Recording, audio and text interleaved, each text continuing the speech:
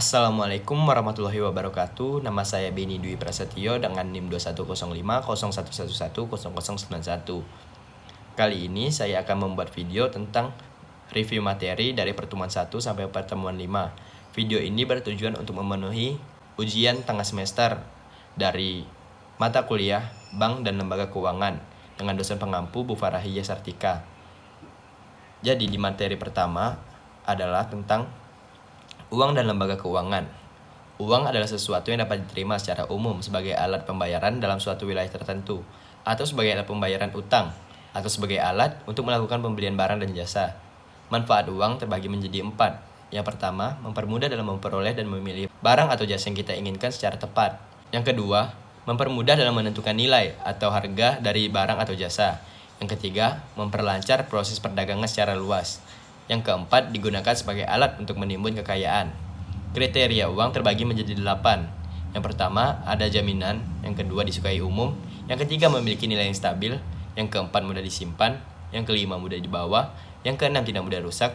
Yang ketujuh, mudah dibagi dalam berbagai nominal. Dan yang kedelapan, suplai harus elastis.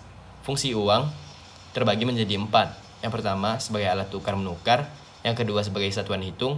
Yang ketiga, sebagai penimbun kekayaan. Dan yang keempat, sebagai standar pencicilan utang. Jenis-jenis uang terbagi menjadi beberapa. Yang pertama, berdasarkan bahan. Berdasarkan bahan, uang terbagi menjadi 2, yaitu uang kartal dan uang giral. Uang kartal yang kita kenal sebagai uang kertas dan uang logam. Selanjutnya ada uang giral, yaitu seperti cek, balet giro, dan telegraphic transfer. Berdasarkan nilai, uang terbagi menjadi 2, bernilai penuh atau nilai bahannya sama dengan nilai nominalnya. Dan yang kedua ada tidak bernilai penuh, atau nilai bahan lebih kecil dari nominal seperti uang kertas. Berdasarkan kawasan, uang terbagi menjadi 3, yaitu uang lokal, uang internasional, dan uang regional. Selanjutnya, pada era modern seperti ini, uang mengalami banyak perubahan. Contohnya ialah seperti uang elektronik, yang bertujuan mempermudah dalam proses pembayaran. Contoh dari uang elektronik seperti GoPay, OVO, ShopeePay, dan lain-lain. Selanjutnya ada lembaga keuangan. Manfaat lembaga keuangan ialah yang pertama, menekan ongkos transaksi. Yang kedua, mengurangi harga transaksi. Yang ketiga, memperlancar aliran dana. Dan yang keempat, berujung pada pertumbuhan ekonomi. Selanjutnya, materi kedua ialah tentang Bank Indonesia dan Bank Sentral. Bank Indonesia adalah Bank Sentral Republik Indonesia. Sebagai Bank Sentral, Bank Indonesia mempunyai satu tujuan tunggal, yakni mencapai dan memelihara kestabilan nilai rupiah. Tujuan dan tugas Bank Indonesia yaitu Bank Indonesia mempunyai satu tujuan tunggal, yaitu mencapai dan memelihara kestabilan nilai rupiah. Yang kedua, menetapkan dan melaksanakan kebijakan moneter. Yang ketiga, mengatur dan menjaga kelancaran sistem pembayaran. Dan yang keempat ialah menjaga stabilitas sistem keuangan. Bank Indonesia juga memiliki 5 peran. Yang pertama sebagai regulator, yang kedua sebagai operator, yang ketiga sebagai perizinan, yang keempat pengawasan, dan yang kelima sebagai fasilitator. Selanjutnya, materi ketiga ialah tentang bank konvensional. Bank konvensional adalah bank yang melaksanakan kegiatan usaha secara konvensional, yang dalam kegiatannya memberikan jasa dalam lalu lintas pembayaran. Contohnya ialah seperti BRI, BCA, BNI, Mandiri, dan yang lain-lain. Kegiatan utama bank konvensional ialah yang pertama, terima dana dari populasi dalam bentuk giro, tabungan, dan deposito. Yang kedua, sebagai retribusi dana yang diterima dari masyarakat dalam bentuk pinjaman untuk konsumsi, modal kerja, atau untuk investasi. Selanjutnya, untuk mengumpulkan dana dari populasi, bank akan memberikan bunga atas deposito ini. Selanjutnya, materi keempat ialah tentang Bank Umum Syariah.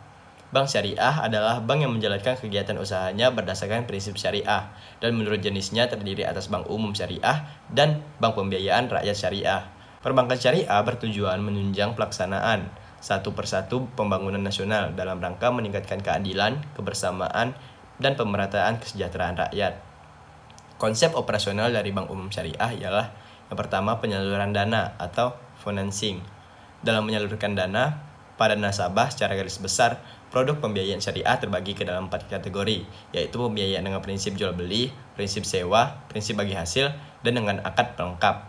Yang kedua ialah penghimpun dana atau funding.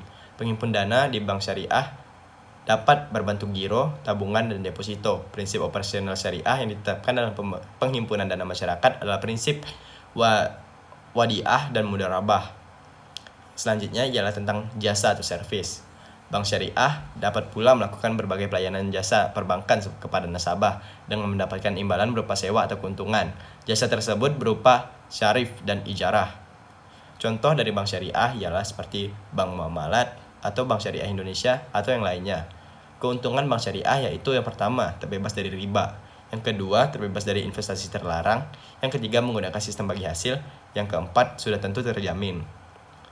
Selanjutnya, materi kelima yaitu tentang Bank Pengkreditan Rakyat. Bank Pengkreditan Rakyat atau disingkat BPR adalah bank yang melaksanakan kegiatan usaha secara konvensional atau tidak menggunakan prinsip syariah. Yang ketiga, mempercepat pembangunan di desa. Yang keempat, menyediakan layanan perbankan.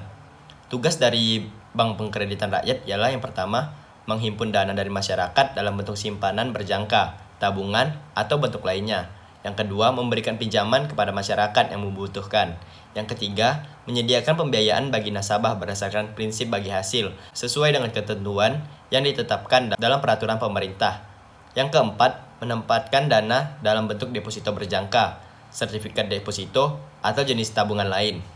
Selanjutnya ialah jenis-jenis BPR. Jenis-jenis BPR terbagi menjadi 3. Yang pertama, berdasarkan kepemilikannya. Berdasarkan kepemilikannya, BPR terbagi menjadi 2, yaitu yang dimiliki oleh pemerintah dan yang kedua dimiliki oleh swasta. Selanjutnya berdasarkan pengelolaannya. Yang pertama, BPR konvensional dan BPR syariah. Yang ketiga, berdasarkan jenisnya. Berdasarkan jenisnya, Bank Pengkreditan Rakyat terbagi menjadi 4, yaitu Badan Kredit Desa atau BKD, BPR bukan Badan Kredit Desa, Lembaga Dana, dan Kredit Pedesaan atau LDKP. Selanjutnya ialah tentang BPRS atau Bank Pengkreditan Rakyat Syariah. Ialah lembaga keuangan bank yang dibawahi oleh Dewan Kebijakan Moneter yang melakukan kegiatan ekonominya berdasarkan prinsip syariah, tanpa menghalalkan adanya riba atau suku bunga yang berorientasi pada masyarakat di tingkat desa ataupun kecamatan. Tujuan BPRS dan produk BPRS. Yang pertama ialah meningkatkan kesejahteraan ekonomi umat Islam, terutama masyarakat golongan ekonomi lemah. Yang kedua, meningkatkan pendapatan per kapita. Yang ketiga, menambah lapangan kerja, terutama di kecamatan-kecamatan. Yang keempat, mengurangi urbanisasi. Yang kelima, membina semangat ukhuwah Islamiyah melalui kegiatan ekonomi. Selanjutnya, produk dari BPRS ialah yang pertama, simpanan amanah bank. Yang kedua, tabungan wadiah bank.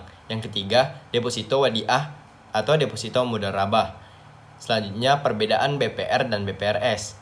Bank Pengkreditan Rakyat pada dasarnya sama seperti bank umum, akan tetapi kegiatan usaha yang dilakukan BPR berada dalam skala yang lebih kecil, seperti hanya oleh beroperasi dalam satu provinsi. Yang kedua, tidak diperkenankan melakukan kegiatan dalam valuta asing. Jadi, BPR hanya menggunakan mata uang rupiah. Yang ketiga, tidak diperkenankan melayani jasa cek atau giro. Selanjutnya, Bank Pengkreditan Syariah melaksanakan kegiatan usahanya berdasarkan prinsip syariah. Selanjutnya, BPR Syariah tidak mengenal bunga. Dan selanjutnya ialah BPR Syariah menggunakan prinsip bagi hasil seperti bank syariah pada umumnya, yang meliputi pembiayaan mudharabah, musyarakah, murabahah, gardul hasan, dan bai bitsama ajil. Sekian dari saya. Wassalamualaikum warahmatullahi wabarakatuh.